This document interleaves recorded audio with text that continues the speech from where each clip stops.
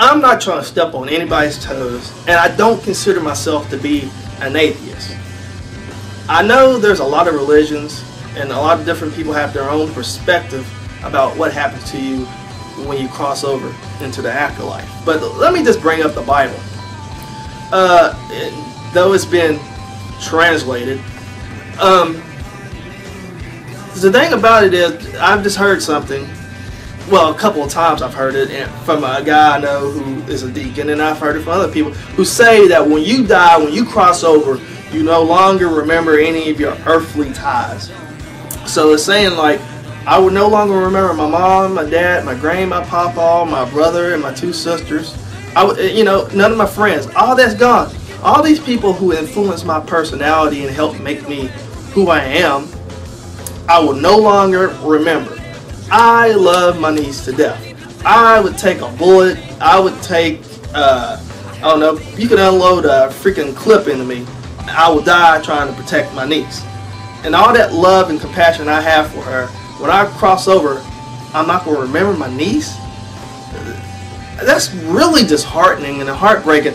All the emotion I had when my cousin died. All the emotion I had with my uncle and my papa.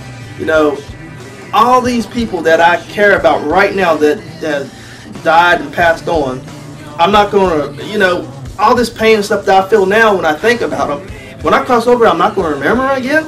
I'm just going to walk past them.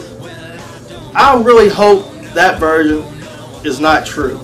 And that's my thing. It's like, a lot of people read the same book, the Bible, but everybody has their different churches they go to, where a preacher will read it this way and one person will read it this way, and they'll read it and they'll say their take of it, what they think it means, and this one will have their take of what they think it means. People will leave churches if they don't like what this preacher is saying, and they'll go to another church. They'll move on until they find a church where they choose to agree with. I wish it was more like people would just really read it and just everybody come to a conclusion what it really means. That's what we need. This straight down the line, this is what it means, rather than hearing all these different versions of reading the same book. It's really confusing.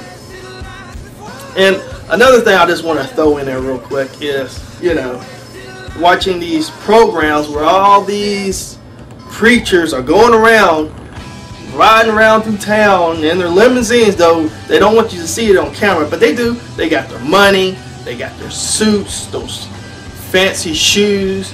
You see their program, they put your hand on the screen and I'll heal you. Just put all your pain and suffering to go away. Or send in your mail and I go and I pray and I cry over top of your letters and make sure that you're healed.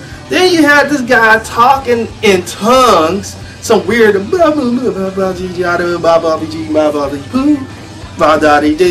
like he was talking some heavenly language that it was being fed to him, that the Holy Spirit came in that way.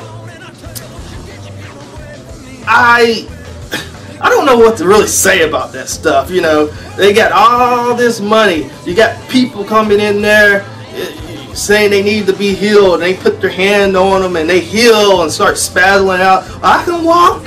I can see. And what else? Or this guy touches you and they just fall and faint out. Oh, is it misleading? I mean, have there actually been any real miracle? Some people say, hey, it's just a stage show just to inspire people. But why fake people? There's so many people out there that has cancer, that may have AIDS, who have whatever type of disease or just can't walk or anything like that. And they're seeing this stuff, and they go expecting to be healed, but for some reason they don't get seen. Probably because they can't really heal these people this way.